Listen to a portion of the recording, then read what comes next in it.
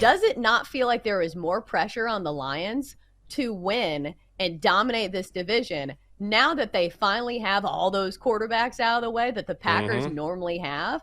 Or do you think Jordan Love is going to be the next franchise quarterback? And once again, the Lions will be left licking their chops and saying, God, how does Green Bay get all the good quarterbacks? Are you a believer in Jordan Love? And are you a believer in the Packers tonight? I am. Now, initially, when we did our early looks in the week, which we always do, I glanced at this game. I thought about the Lions offense. I thought about how they are the favorites to win the division now and all the preseason hype. And I kind of bought into that. And I said, I like the Lions, but I like the Packers tonight. I will take the home dog plus 1.5. Might sprinkle a little bit on the Packers money line at plus 105.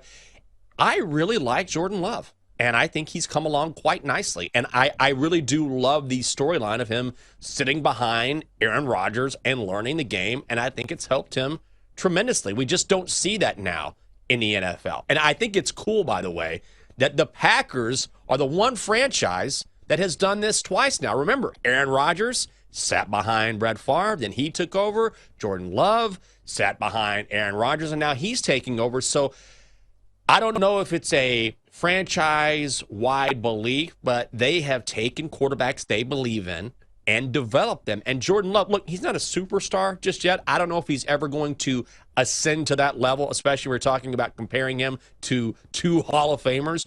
But he has been impressive. And last week, listen, 18 points in the fourth quarter against a solid Saints defense, and that was not some sort of fluke. He drove his team down the field. He was making difficult throws, and that is huge for a young guy, despite sitting around for 3 years, still a very young guy, learning the game, getting better. And I think at home he's going to have his weapons back now, at least some of them. Looks like Aaron Jones should be back. Christian Watson should be healthy. He gets those guys back. I like the Packers at home tonight. Let's go Pack! I think I'll argue the other side, just for the sake of the show. Like, I don't feel super strongly about the Lions here, but it does feel like they're the more dependable side here, and you're getting them at a pretty short price at 1.5. Or if you just want to take them on the money line, I feel like that is a pretty palatable price at minus 125. I think my question for the Packers is that the Lions are going to be the best team that they have faced all season, because yes, there's been games where Jordan Love has looked pretty good, but they played the Bears, they played the Falcons, who are very one-dimensional, and lost to the Falcons. And then it took a heroic effort in the fourth quarter for the Packers to come from behind and beat a Saints team that did not have Derek Carr for the entirety of the game. So I do think that Jordan Love has great potential to be a good quarterback. I just think that the Lions are the better squad here and probably the better defense. How do you handicap this tournament as opposed to other ones? Like, obviously, it is a different format. We are talking about a team format here. But when it comes to actually choosing a side, how do you actually handicap this? What are the factors you look at? Well, obviously, history matters, and it's not so good for the U.S. side going on the road, but I'm looking at it from a more immediate lens. Let's look at this team on the Team USA side from back in 2021. It's pretty much the same, and the talent far outweighed the talent on the European side back in 2021. So if you parlay that, it's like, okay, the talent is way in the favor of the U.S. side, and you have a bunch of rookies unproven on the European side, guys. Nikolai Højgaard was a very controversial captain's pick from Luke Donald, and then Ludwig Aberg hasn't even played in a major championship, and all of a sudden we're going to expect him to play well on the bright lights on the big stage in Rome. Like, I just can't go there. And so you have the world ranking, too, that you can look at on the U.S. side.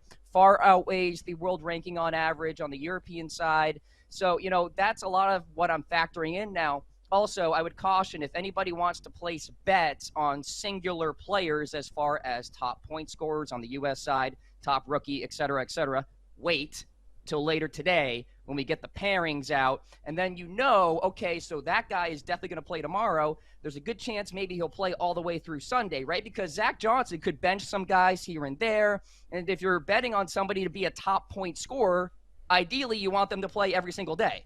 So a lot to factor in here at the Ryder Cup. It's a lot harder than betting a regular PGA Tour event. Golf betting is hard as it is, so really put yourself in the best position to be on the right side, and that is to wait just a little bit. Cam, tell us a little bit about this course and who it may favor.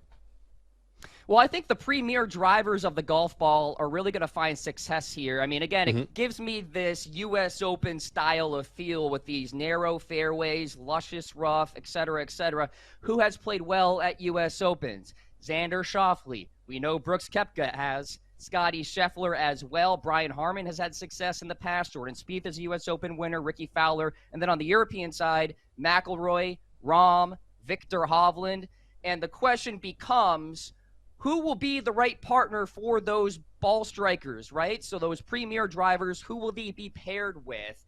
And that is a question I can't quite answer. I don't know for sure because, honestly, on the U.S. side, a lot of unknowns from a team chemistry standpoint.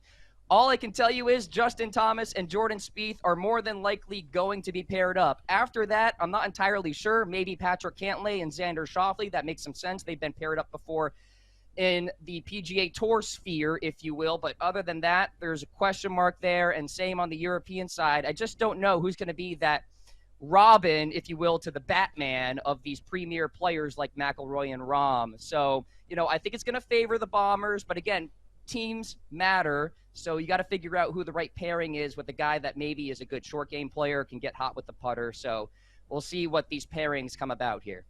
Do you like this trade? I always get a little nervous when it comes to the Bucks because the one thing I feel like the Bucks have done better than any team in the NBA over the past few years is they have a fantastic chemistry. And I know that phrase is overused, like, oh, you think they have a great chemistry? Yeah, the Nuggets have a great chemistry.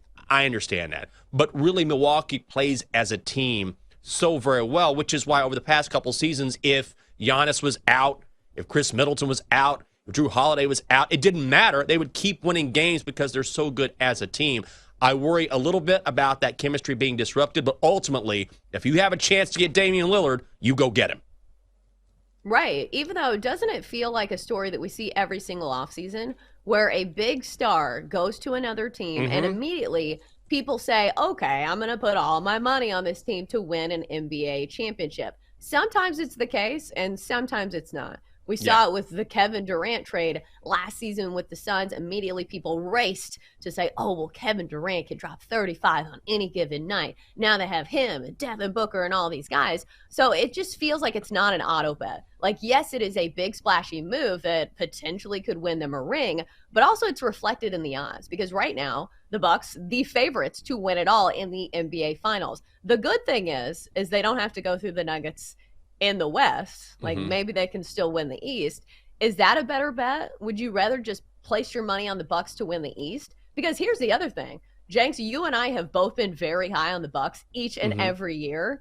So it kind of sucks now that all the value's gone because it's a team that usually is pretty, I don't want to say it's in a sleepy spot, but the fact that they play in Milwaukee, I feel like normally they don't get the credit that they deserve. For sure. But now that they have this big name added to their roster, it feels like that sleepy factor is completely gone. Ain't nobody sleeping on the Bucks this year. No, they're going to be a blast to watch. And the thing is that even though Damian isn't known for his defense, Giannis is such a great defender on his own that I think he by himself can sort of compensate for the loss of Drew Holiday.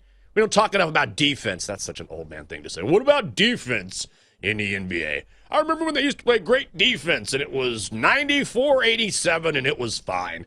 But you're right. All eyes will be on Milwaukee. And, man, I understand why they're 4-1. No real value there. Maybe there is value. They get off to a hot start. They play well. 4-1 isn't terrible, but it just doesn't interest me. Nuggets, again, plus 475. The poor Heat. They were 10-1. 10-1 before this trade. They've fallen back to 30-1. Don't you know, after all of the rumor, and not even rumor. I mean, Damian said himself, I want to go play for the Heat. So imagine thinking, oh my God, I'm putting money on the Heat, value on the Heat right now before they go and get Dame.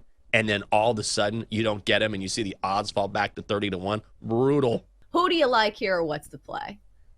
I'm leaning LSU because of how short the number is, 2.5. I know it's on the road in Oxford, but I've got my questions now about Jackson Dart. I felt good about him going into the Bama game. I understand Alabama is once again built on their defense. But I thought he'd be able to be the better quarterback last week, and he wasn't. And I've got questions as well about their ability on third downs. They did not perform well on third downs against Alabama last week. LSU's defense is a much different animal. It's why there's a total sitting at like 67.5, 68 in this game. I do think there's going to be points scored. I think much like LSU Arkansas, it's going to come down to whoever has the ball last. And that's why I like LSU with a really short number of 2.5. I think this is going to be this is right there with Notre Dame Duke for me as game of the week potential, because I think we're going to see the scoreboard get lit up. I think, though, Jaden Daniels outplaying Jackson Dart is what gives me the lean on LSU, and again, the short number.